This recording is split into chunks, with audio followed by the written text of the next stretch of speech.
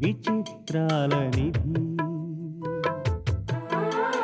ఓ విధి విచిత్రాల నిధి వింత కథల సారథి ఆశ నిరాశల వారధి నిరంకుశ నిర్ణయాల నిర్దయవానిధి ఓ విధి విచిత్రాల నిధి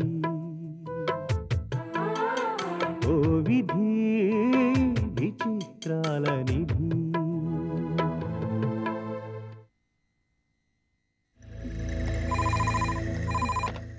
హలో అమ్మగారు, నాన్న నూకాలని. నూకాలా? ఆ పేరున్న వాళ్ళెవ్వరూ నాకు తెలీదు. అదేటం కూడా అలాగంటారు? నాను మీ పని మనిషి నూకాలని. ఇప్పుడు నువ్వు నా పని మనిషివి కాదు, నాకెందుకు పనికిరాని మనిషివి. ఎందుకు ఫోన్ చేశావు? అలాగున్నారో కనుక్కుందామని. నాకే బ్రహ్మాండంగా ఉన్నాను. నువ్వు వెళ్ళిపోతే మంచం ఎక్కేసి మూలుగుతో పడుకుంటాననుకున్నావు కాబోలు. అదేం లేదు, హాయిగా ఆనందంగా ఆరోగ్యంగా ఉన్నాను. చాలా పోన్లే అమ్మా, నాకు కావాల్సింది కూడా అదే. ఓ అన్నం తిన్నారా అమ్మా? ఆ అనుమానం ఎందుకు వచ్చింది? అన్నానికి కూడా గతిలేందాన్ని అనుకుంటున్నావా? శుభ్రంగా తిన్నాను. కావాల్సినవన్నీ చేయించుకుని మరీ కడుపు నిండా తిన్నాను. వంట చేసి పెడతానికి పని మనిషి దొరికిందన్నమాట. చక్కగా దొరికారు. నీకంటే బాగా పనిచేస్తున్నారు. నీలాగా వాగుళ్లేదు. మొగుడు పెళ్ళాలు సంసారమని నీతులు చెప్పరు. నేను చెప్పకుండానే పనులన్నీ చేసుకుపోతున్నారు. వాళ్ళకి నేనెంత చెప్తే అంతే. నీలాగా మాటకు మాట సమాధానం చెప్పరు. నేను చెప్పినట్టల్లా వింటారు, చెప్పినట్టల్లా చేస్తారు. వాళ్ళొచ్చాక నా ప్రాణం సుఖంగా ఉంది. ఆ మాట చాలమ్మా, అది కనుక్కుందామని ఫోన్ చేశా. నేను బాగోలేదని చెప్తే తిరిగి వచ్చేద్దాం అనుకుంటున్నావేమో. డబ్బు పారేస్తే ఎంతమంది పని మనుషులైనా దొరుకుతారు. అంచేత నువ్వు రానక్కర్లేదు. నాకు పెద్ద మనుషుల దగ్గర నుంచి ఫోన్లు వస్తూ ఉంటాయి. నీలాంటి పని మనుషుల మాటలు వింటూ కూర్చుంటే అవన్నీ మిస్ అయిపోతాయి. అంచేత ఇంకెప్పుడు ఫోన్ చేయకు, అర్థమైందా? ముందు ఫోన్ పెట్టే.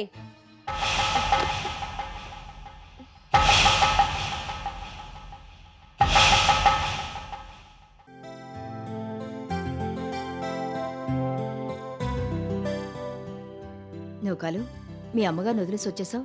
పాపం బాధపడుతుందేమో. అదేంటేదమ్మా, మా అమ్మగారికి డబ్బు పోతే బాధపడతారేమో గాని మనుషులు పోతే బాధపడరమ్మా. అయినా మా అమ్మగారికి పని మనుషులంటే అసహ్యం, చికాకు, కోపం. రేత్రి పగులు పని అయితే చేయించుకుంటారు గాని పని మనుషులంటే మాత్రం చిన్న చూపే. వాళ్ళు అసలు మనుషుల్లాగానే చూడరు. కట్టుకున్న మోడు ఇల్లొగ్గేసి వెళ్ళిపోతుంటేనే మా అమ్మగారు బాధపడలేదు. అట్టాడితే పని మనిషిని నాను ఉంటే అంత పోతే అంత.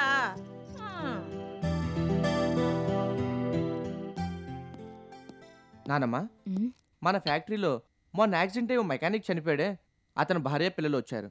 రమ్మని చెప్పు. సరే.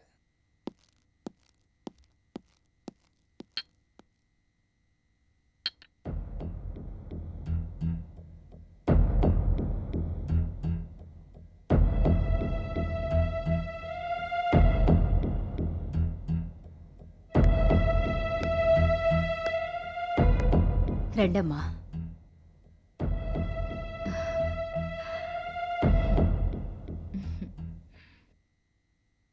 ఎలా ఉన్నారు? ఆయన లేకుండా ఎలా బ్రతకాలో తెలియడం లేదమ్మా. మీరే ఎలాగైనా మమ్మల్ని రక్షించాలి, మీరే కాపాడాలి. ఏమిటమ్మా ఇది? ఊరుకో. నీ భర్త వీర్రాజు చాలా మంచి మనిషి. ఫ్యాక్టరీ విషయాల్లో తప్ప అనవసరమైన విషయాలేమీ పట్టించుకునేవాడు కాదు. అలాంటి మంచి మనిషి చనిపోయినందుకు నేను చాలా బాధపడుతున్నాను. జరిగిందేదో జరిగిపోయింది. ఏది మన చేతుల్లో లేదనుకోవడం తప్ప మనం చేయగలిగిందేమీ లేదు. చూడు, నువ్వే ఇలా అయిపోతే పాపం ఈ పిల్లల్ని ఎవరు చూస్తారు? అదే అర్థం కావడం లేదు అమ్మగారు. ఆయన చనిపోయారని తెలియగానే మీరిచ్చిన డబ్బు చావు ఖర్చులకు సరిపోయింది. రేపటి నుంచి నేనేం చేయాలమ్మా? ఇన్నాళ్ళు మీ దయ వల్ల తిండికి బట్టకి లోటు లేకుండా సుఖంగా బతుకుతున్నాం. దేవుడు మాకు అన్యాయం చేసి ఇప్పుడు ఆయన్ని తీసుకెళ్ళిపోయాడు. దిక్కుమాలిన వాళ్ళం అయిపోయాం. ఉండడానికి ఇల్లు లేదు. రేపటి నుంచి తినడానికి తిండి గురించి కూడా ఆలోచించాలి. ఇప్పుడు ఈ పిల్లలిద్దరినీ పెట్టుకుని నేనెలా బతకాలి? ఇవన్నీ తలుచుకుంటుంటే ఆయన బదులు నేను చచ్చిపోయినా బాగుండి అనిపిస్తుంది. అవే మాటలమ్మా, ఊరుకో. చూడు, నువ్విలా బాధపడుతుంటే పిల్లలు ఎలా భయపడిపోతున్నారో. వాళ్ల కోసమైనా నువ్వు ధైర్యంగా ఉండాలి. ఏం చూసుకుని ధైర్యంగా ఉండమంటారమ్మా? చూడమ్మా, వీర్రాజుకి రావాల్సిన డబ్బుకి మరింత కలిపి నీ పేరున బ్యాంకులో వేయిస్తాను. దాని మీద వచ్చే వడ్డీ నీ ఇంటి ఖర్చులకి సరిపోతుంది. పిల్లల చదువులకి వేరే ఏర్పాటు చేస్తాను. దాని గురించి నువ్వేం బాధపడకు. ఆ బాధ్యత నాది, సరేనా? మీరు మాత్రం ఎన్నాళ్ళని చూస్తారమ్మా? అదేమిటమ్మా, రేపు ఏం జరుగుతుందో నన్ను భయపడితే అసలేమీ చేయలేం. ఒక్కడుగు కూడా ముందుకు వేయలేం. మన ఫ్యాక్టరీలోనే నీకేదో ఉద్యోగం చూస్తాను. అది చేసుకుంటూ నువ్వింకా పై చదువులు చదువుకోవచ్చు. అలా మంచి ఉద్యోగంలోకి వెళ్ళొచ్చు. మనం తలుచుకుంటే చెయ్యలేని పనంటూ ఏదీ ఉండదు. అందుచేత నువ్వు బాధపడుతూ కూర్చోక రేపటి నుంచి ఉద్యోగంలో జాయిన్ అవ్వు. ప్రస్తుతానికైతే డబ్బుకి ఇబ్బంది ఏమీ ఉండదు. అంతగా అవసరమైతే నేనున్నాను. ఇంక నీకు భయం ఎందుకు? అమ్మగారు, మీరున్నారన్న ధైర్యంతోనే ఇంకా బతికున్నాను. దేవతలా మమ్మల్ని ఆదుకుని మాకింత సహాయం చేస్తున్న మీకు నేనేం చేయగలనమ్మా? మీరు కాదంటే మా బతుకులు ఏమైపోయేవో. ఏవీ అవ్వదు. నేను కాకపోతే మరొకరు సహాయం చేస్తారు. అవన్నీ నువ్వు ఆలోచించక ముందు పిల్లల సంగతి చూడు. రేపటి నుంచి వాళ్ళని స్కూలుకి పంపించు. నువ్వు ఉద్యోగానికి వెళ్ళు. దీపక్ బాబుకి నేను చెప్తాను. సరేనమ్మా, వెళ్ళొస్తాను. ఉమ్.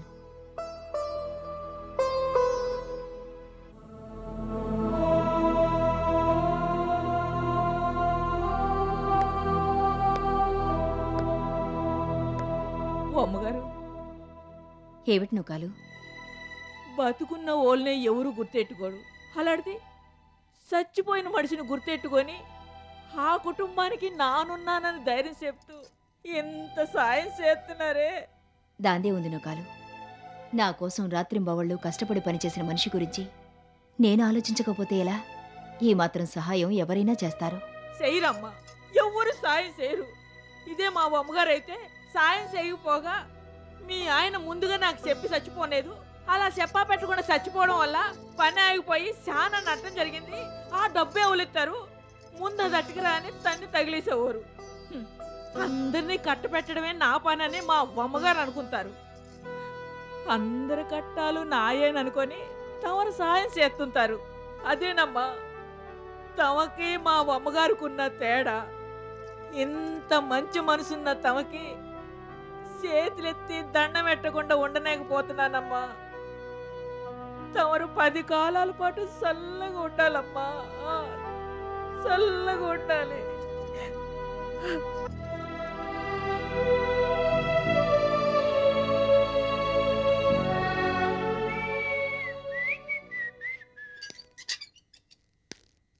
డ్యూటీ దిగిన ట్రక్ డ్రైవర్లా ఉన్నాడు.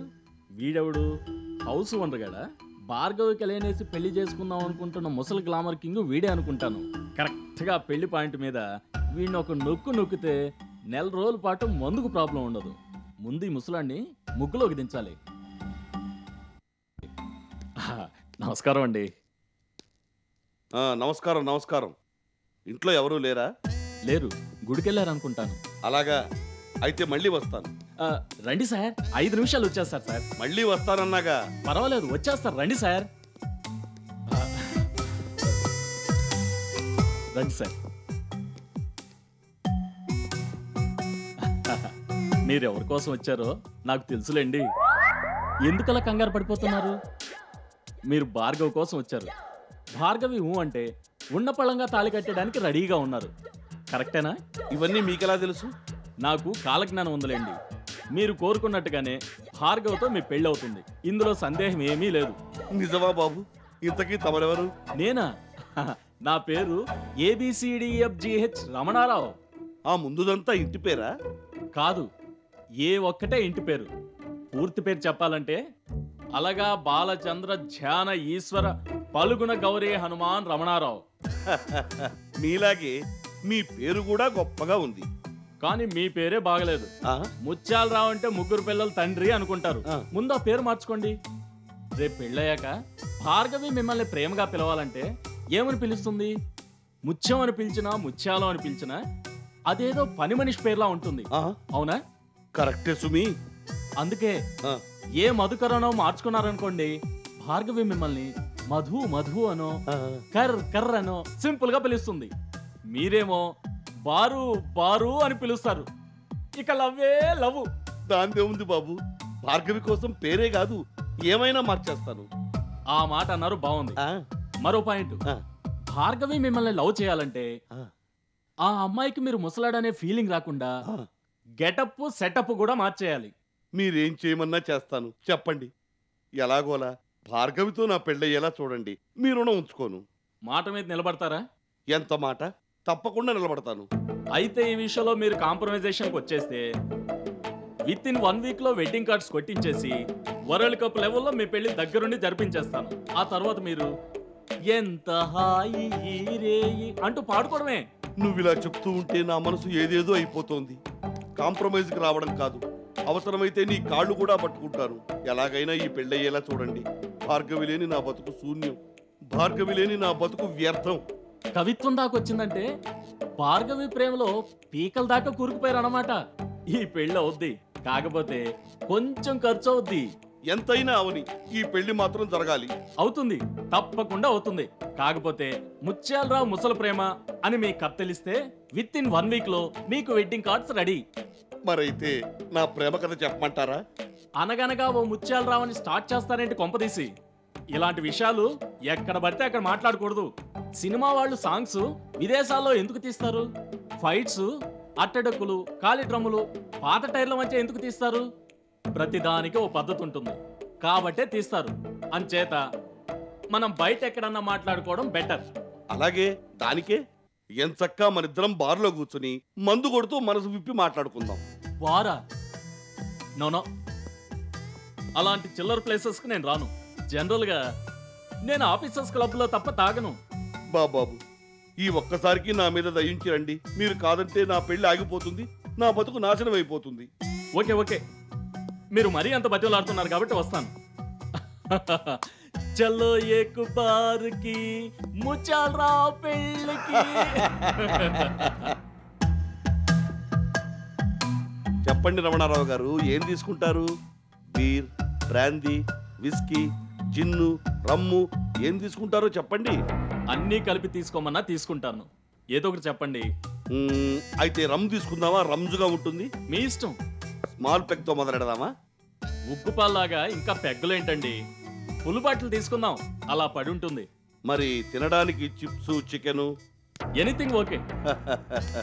బేరర్ సార్, ఒక ఫుల్ బాటిల్ రమ్ము, ఒక జింజర్ చికెను పట్రా. అలాగే సార్, అలాగే సోడా కూడా. అలాగే సార్. ఆ, మీరేదో పని మీద వచ్చినట్టున్నారు. ఎన్నాళ్ళు ఉంటారు? మీ పెళ్ళయ్యేదాకా ఉంటాను, మీరేం కంగారు పడకండి. ఆ మాట అన్నారు చాలు. అప్పుడే పెళ్ళి అయిపోయినంత సంబరంగా ఉంది. అయిపోయినట్టే ఏంటండి, అయిపోయింది అనుకోండి.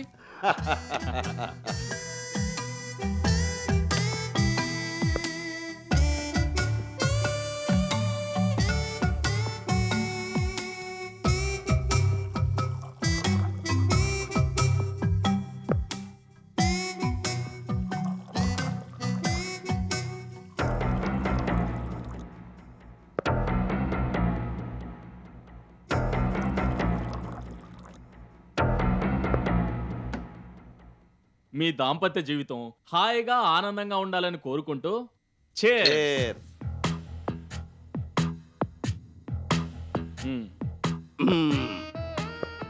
ఫస్ట్ పెగ్ అయింది కదా, మ్మ్. పాయింట్లోకి రండి. భార్గవిని మీరు ఎందుకు పెళ్లి చేసుకోవాలనుకుంటున్నారు?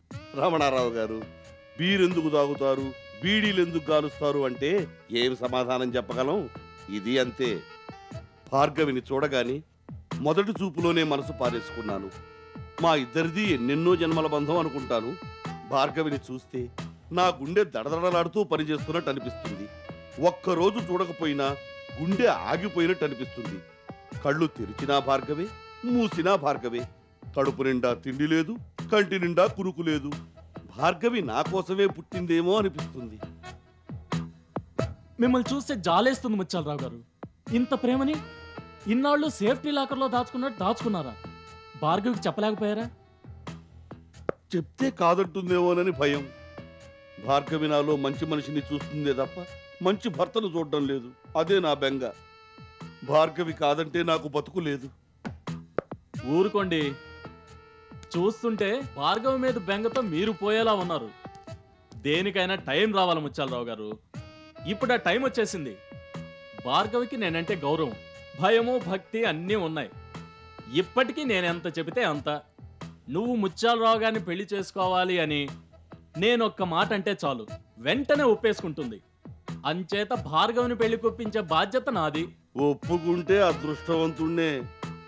ఆయన కడుపు చించుకుంటే కాళ్ళ మీద పడుతుందని నీతో చెప్తున్నాను.